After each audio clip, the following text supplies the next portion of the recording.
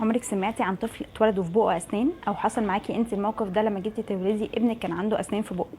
لو حصل الموقف ده معاكي او سمعتي عنه كملي الفيديو ده للاخر. هاي بنات، ازيكم؟ انا ساره، مامي جديده البنوتين. وفي الفيديو ده بالذات مش هشير خبرتي كمامي جديده بس، لكن كمان كدكتوره اسنان. الظاهره دي موجوده فعلا، بس هي مش مشهوره الحقيقه ومش منتشره. بنسميها نيونيتال تيس او نيتال تيس. الفرق ما بينهم ان النيتال تيس دي بتظهر لما البيبي يتولد على طول، اما النيونيتال تيس دي بتظهر بعد ما البيبي يتولد خلال اول 30 يوم.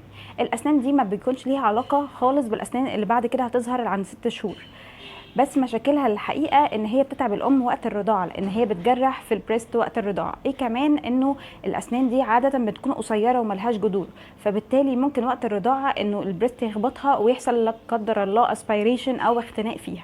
عشان كده دايما بنفضل كدكاتره اسنان ان احنا نخلعهم علشان ما يحصلش البيبي اختناق فيها. بيحصل ايه؟ الدكتور الاسنان بيكشف على الطفل يتاكد ان هي دي الاسنان فعلا النيونيتال او النيتال، مش اللي بعد كده هتظهر يعني. ولو اتاكد فعلا بيحط جل موضعي زي ما يكون بنج كده عشان الطفل ما يحسش، وبيخلعها وما بيلهاش اي اضرار بعد كده ولا بتاثر على الطفل بعدين.